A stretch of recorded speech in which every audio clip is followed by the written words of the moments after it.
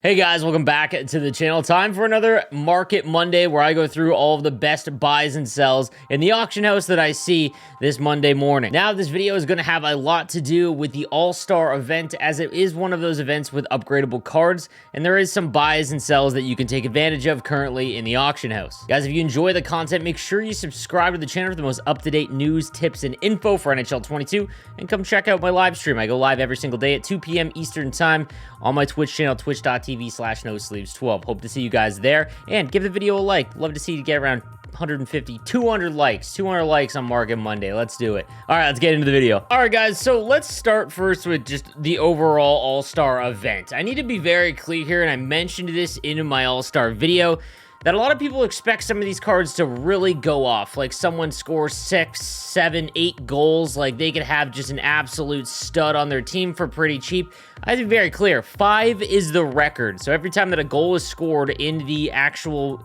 All-Star games, they go up 1 overall. But the record is 5 by Tomas Hertl, and there's only been a few times where 4 has been scored. So more often than not, a lot of these players are not going to go up by a very large portion. Now, obviously, the skills competition is going to change some things, and once we find out who is competing in each skills competition, that changes some things as well, like the fastest skater and hardest shot, as attributes will go to 99 for those specific categories. That being said, there's about 15 on average players total, not including goaltenders, that don't score. Okay, so that's quite a few every year that just do not go up in overall, and we have to assume going into this that they're not going to score. Because again, if you don't, then you're just gambling on it, right? And a lot of the time, like for example, the last All-Star game Connor McDavid is in, he had like 4 assists, they don't score. The studs, the guys that you would expect to have the most goals, usually don't, because they're usually hooking up the guys that aren't around the All-Star game very often. This is for fun for them, guys. You got to remember that. So let's keep that in mind. Now, the one thing I am noticing is that some of the lesser cards, like the lesser sought-after ones, they're mostly goaltenders, for example.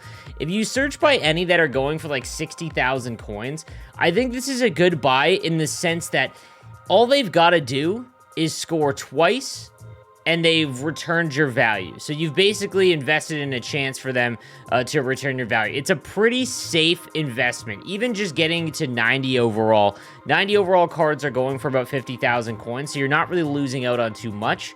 So in my opinion, I'd probably try a goaltender, and it's very difficult to judge based off the rosters. Again, obviously the Pacific would be a favorite because of Connor McDavid and Draisaitl, in my opinion, but the Atlantic is also very good. I'm not going to sit here and you know, say that I think that this, you know, there's a clear winner here, because in the All-Star game, very rarely did that. I mean, the one year that John Scott was on the Pacific Division, they won, right? So it's very difficult to predict. That being said, you can make out with some goaltenders here, like Thatcher Demko, for example. If they win, they get +4. Now, using this card might not be all that great, but if you end up with a, you know, a 93 overall goaltender, that's still a lot of value that you can sell, because eventually these cards are going to be used in sets, and that's just obviously a very good return for you. So any card around 60,000 coins, any forward like Pavelski, Eberle wouldn't be a bad one, Stone. I would say that these are pretty safe buys just to turn into future sets, I think. Like, again, you only have to see them score twice for them to actually, and that's if you want to participate in this event, because again, you could lose your coins, or you could lose about 20,000 coins going from an 89. I mean, 89s right now are going for about 45,000 coins, so it's really not that many, but I just want to point that out. All right, now let's talk about the master items for this event, because if you watched my master set ranking video of this event, I did mention that we finally have a card that I feel like you should make. You don't want to miss out on, essentially, and that is Olli Jokinen. I have him currently, and he is extremely good. He plays fast. He's got great abilities, and no matter what, let's say he doesn't, you know, obviously he's not going to get upgraded anymore, but let's say you have a God Squad, you have the best cards in the game the entire time, you get a bunch of 99s. With his quick draw ability, his size, speed, shot, and all the other abilities that he has, he can be your 4th line center, and that's if you have a God Squad. More often than not, more than likely, you're going to have him much higher in your lineup if you're a free-to-play player, something like that. Born Leader is very good to keep your first line out there if he plays high in your lineup. I just think this is a very safe one to go after. Now, these obviously are very expensive. If you want to buy a tradable one, it's about 650 to 800,000 coins, and I really don't see that changing all that much because, again, center has been kind of a weaker position in terms of size, speed, and abilities. They're usually two of the three, not all three. Now, for that, then let's pretend that you're going to make them, okay? You've been saving up your untradeable cards. You're going to make the Ole Jokinen. It's going to require 73 collectibles to go from 86 to 95. That's obviously a ton. And at what normally the collectibles settle in at is about 7,000 coins. That's 511,000 coins in value if you don't have any cards to trade in. Let's say you don't have any untradables to trade in. Obviously, that's a ton. There is some ways to get some free collectibles to kind of help out with that cost. But what I would recommend in a perfect world, this is what I did, is I made collectibles all the way up until the 93 tier. And then what I did was I used coins to go from 93 to 95. The reason being is that if I ever, let's say, again, this is if you have a God Squad. If you want to turn them back in, like let's say you want to move on from Ole Jokinen, if you used all collectibles the entire way, all you're going to get back is collectibles. And obviously you're not going to use them, which is why I don't recommend ever using collectibles. But at least with these two tiers being so expensive, you're going to get half your coins back, and that's still pretty safe. But honestly, I don't see you ever having to replace Ole Jokinen, so this is a really safe one for me. That being said, let's talk about making him, okay? Let's talk about making him, because there are some clear values here on the market, and I want to give you a baseline number that you want to pay attention to. So if you want to come back and watch this, bookmark it, okay? These are the numbers that you want to be on the auction house looking for throughout the rest of the week. Now, obviously, I know Market Monday comes out, and it always skews up the market if you're watching this in the afternoon. The prices are probably already jacked up. I do apologize, but people will forget, and I want you to pay attention for the rest of the week while this event is going on. All right, so if we go to collectibles right now, 189 overall plus card will get you 7 collectibles, which is great. Here is the issue here. It's not terrible value, but you need to be aware of it. So 45,000 coins right now is roughly what you can get. This is on PS5. There's very few, okay? And at 45,000 coins, we divide that by 7. That's 6,428 coins per collectible, which isn't bad. Again, I mentioned that 7,000 is usually where they settle in at. And obviously, anything that you can get under 7,000 is a pretty decent buy when everything shakes out, because usually the cards get up to about 7,000 coins each per collectible. But as we go down, the 88 overall, I did the math this morning, okay? 88 overall will get you 6 collectibles. And again, I'll just show you the ones that I think that you should go after, because all the other ones are pretty similar. So 88's going for roughly 39,000. So what I want you guys to pay attention to is if they go for less than this, right, then you are getting a deal. If they go for 39,000 coins, 6,500. So about the same situation here. You're saving about 500 coins per collectible when everything shakes out. Here is where people are missing out though, guys. All right, so an 87 overall card. You have to remember that the 88s and 89s are still pretty usable, which is helping the floor of these cards. Like, you can use, I've been mentioning this, that they've been some of the better values because these lower over ones have been so high up because they've been using sets. But now people are wanting to actually use the 88s and 89 cards because they're actually usable for your team, and that's helping the floor a little bit, and it adds up. So for the 87s, it's one of the best buys right now, okay? Because the 87s have dropped all the way down to about 30,000 coins, and there's a ton up for well under 30,000. You see it here. At 30,000 coins for an 87, that's 6,000 per collectible. At 6,000 per collectible, if you were to make Ole Jokinen all the way through, that's 438,000 coins. Okay, guys, so for anything under 6K, you are basically saving almost 100,000 coins in value to make Ole Jokinen. And like I said, I think that everyone should try and make Ole Jokinen during this event.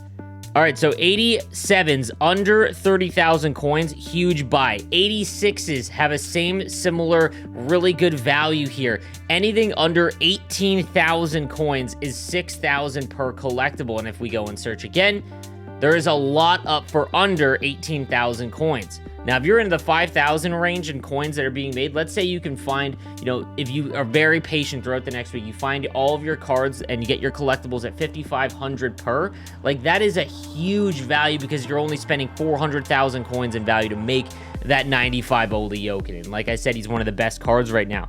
Okay, so again, just to recap, 30,000 for the 87s, 18,000 for the 86s, 9,000 for for the 85s, 6,000 for the 84s, and the 83s, 4,000 per collectible. Okay, you can go back and watch that again throughout the week, but anything under those values, from the 83 overalls all the way up to the 87s, under 6,000 coins, those are great buys. Now, let's talk about the 82s and below. These are instant sells, okay, guys? I think that because these are still usable in the tradable sets for the team builders, as well as for power-up collectibles, they're going for about 1,500 no matter what. That's 10,500 per collectible. If you are trying to make these cards like Jokinen, I would do everything in my power to sell any of these that I have tradable. And again, you want to go back and make sure that, you know, they go into team builder sets just to make sure you're not selling them for under. But anything over 1,500 and you are making out like a bandit here, because again, they're just no value. You should not be buying these at all for anything. Again, obviously power-up collectibles a little bit different, but you want to try and use untradeable for those. But yeah, any of these ones, so the under 80 overalls, the 80, the 81s, and the 82s, instant sell, guys, because they will never come close to that 6,000 coin per collectible range, and that's just, you know, just not worth it at all. That's one of the worst values in the game. You want to sell those because people are buying them for team builders as well as some other things, and you just want to make out with your coins here so that you can buy some of these other ones so that you can make them for much cheaper. Lastly, guys, I want to talk about making one of the divisions. All right, so unfortunately, one of the things I think that is bad about this event is that you can make these sets, so it's 25 collectibles, and you will get a choice set of one of 3 all-star players from that division. Now, there's about 10 players per division, and I want to be clear here. I don't recommend you doing this if you are trying to maximize value of your team. That's about 175,000 coins per set at 7,000. Okay, so again, on average, they're about 7,000 per collectible. It's going to cost you about 175,000 coins in value to make one of these sets, okay? And you're not guaranteed to get the one that you want. Now, obviously, you, the Pacific, you might get Connor McDavid. And while that's a pretty good card, there's no guarantee he goes up. Like I said, he scored 4 assists in the last one he played, and he didn't go up overall at all, other than the skating and the fastest skater, but his speed is so high that it really doesn't go up by that much. So the one downfall I mentioned in the All-Star video is that these sets should end right as the All-Star game starts, because you can just do the set after the game so you know what cards to target. So whoever gets MVP, if you are dead set on trying to get that, you could save up these collectibles and turn it in for the division that has the MVP in it. Now, you're not guaranteed to get it, but it is, you know, an obvious and a much cheaper way, because whoever gets up to a 95 is obviously going to be worth more than 175,000 coins.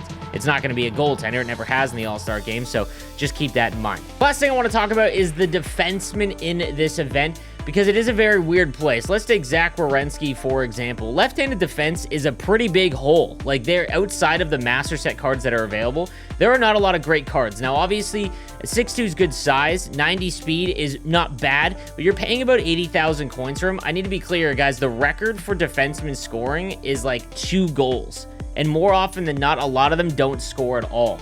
So you have to go into it if you're going to buy one of these cards thinking that he's not going to go up. So it's tough to recommend you go out and get them, other than Adam Pelech, obviously. Adam Pelech is probably one of the nicer buys because he does have stick him up and shutdown. Those are great abilities, and he's left-handed. He's one of the only ones, because even if he doesn't score, right, like, he's worth, in my opinion, about 100K just in value because of that. 75,000 coins for this Adam Pelech card. Like, let's say he does score a goal, because it's not out of the realm possibility.